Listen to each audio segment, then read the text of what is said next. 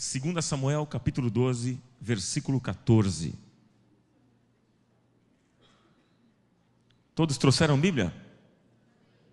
Quem é que está sem Bíblia? Deixa eu ver, levanta a mão. Quem é que não trouxe a Bíblia? Quem não trouxe? Alguém não trouxe? Ali, tá, só para você passar vergonha. Não é não. É que se você não trouxe Bíblia, você pode acompanhar a leitura com alguém que tenha uma Bíblia do seu lado. Então, 2 Samuel no capítulo 12, versículo 14. O tema que eu quero falar a você nessa noite é o que fazer quando enfrentamos o impossível. O que fazer quando enfrentamos o impossível? Vamos lá? Versículo 14. Mas posto que com isto deste motivo a que blasfemassem os inimigos do Senhor, também o filho que te nasceu morrerá. Então Natã foi para a sua casa. E o Senhor feriu a criança que a mulher de Urias dera à luz a Davi. E a criança adoeceu gravemente. E buscou Davi a Deus pela criança. Jejuou Davi. E vindo passou a noite prostrado em terra. Então os anciãos da sua casa se achegaram a ele para o levantar da terra, porém ele não quis e não comeu com eles. Ao 7º dia, o que aconteceu? Morreu a criança. E temiam os servos de Davi informá-lo de que a criança era morta, porque diziam: eis que Davi, estando a criança ainda viva, lhe falávamos, porém não dava ouvidos à nossa voz. Como, pois, lhe diremos que a criança é morta? Porque mais se afligirá. Porém viu Davi que seus servos cochichavam uns com os outros, e entendeu que a criança era morta. Pelo que disse aos seus servos: a criança está morta? E eles responderam: sim. Então Davi se levantou da terra, lavou-se, ungiu-se, mudou de vestes, entrou na casa do Senhor e o adorou. Depois veio para a sua casa e pediu pão, puseram-no diante dele e ele comeu. E disseram-lhe seus servos: que é isto que fizeste? Pela criança viva jejuaste e choraste. Porém, depois que ela morreu, te levantaste e comeste pão. E respondeu ele: vivendo ainda a criança, eu jejuei e chorei, porque dizia: quem sabe se o Senhor se compadecerá de mim e continuará viva a criança? Porém, agora é morta, por que jejuaria eu? Poderei eu fazê-la voltar? Eu irei a ela, porém ela não voltará para mim. E então Davi veio a Batseba, consolou-a e se deitou com ela.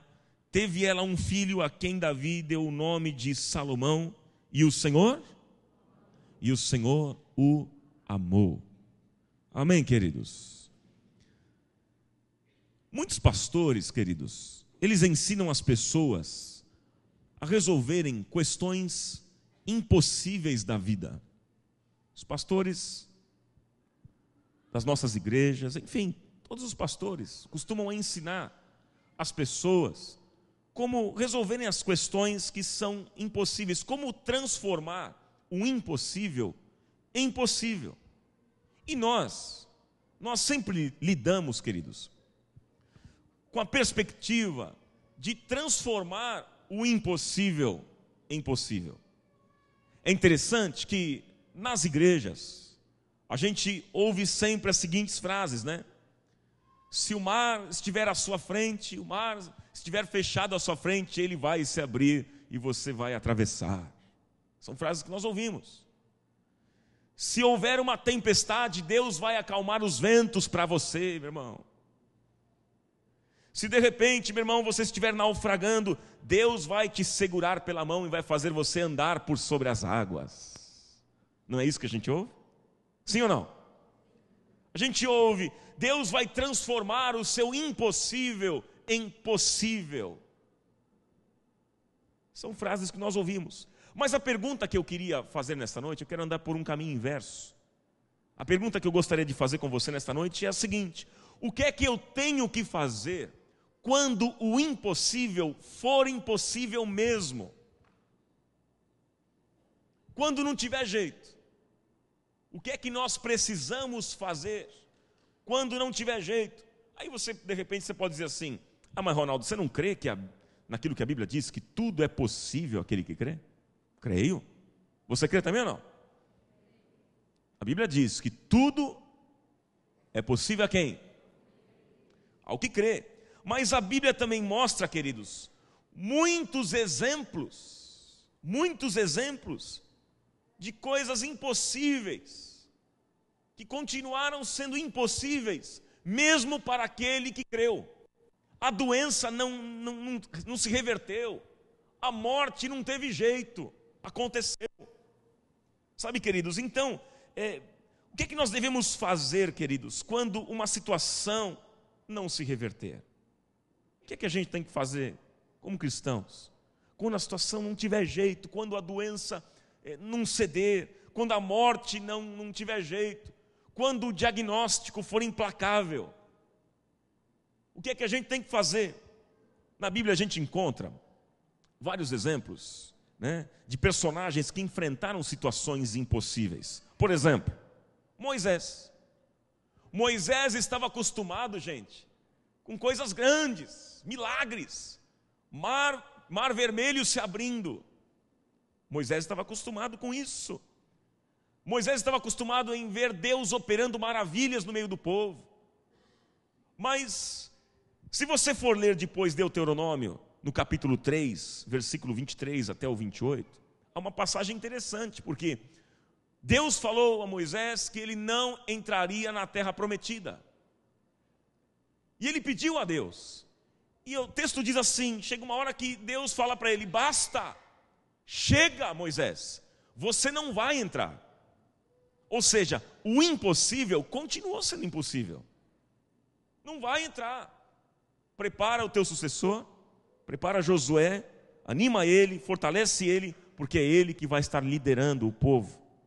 É ele, não vai ser você. Ou seja, o impossível continuou sendo impossível.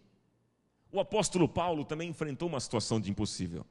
Diz lá o texto de 2 Coríntios, no capítulo 12, versículos 7 a 9, diz assim, Paulo dizendo, né? E para que não me exaltasse pela excelência das revelações, foi-me dado um espinho na carne. O que foi dado para Paulo? Um espinho na carne, a saber, um mensageiro de Satanás, para me esbofetear, a fim de não me exaltar, acerca do qual 3 vezes eu orei ao Senhor para que se desviasse de mim. O que ele fez, o apóstolo Paulo? Orou quantas vezes? 3 vezes. Para que Deus tirasse aquele espinho. E aí veio a palavra dizendo, e disse-me, a minha graça te basta, porque o meu poder se aperfeiçoa na fraqueza.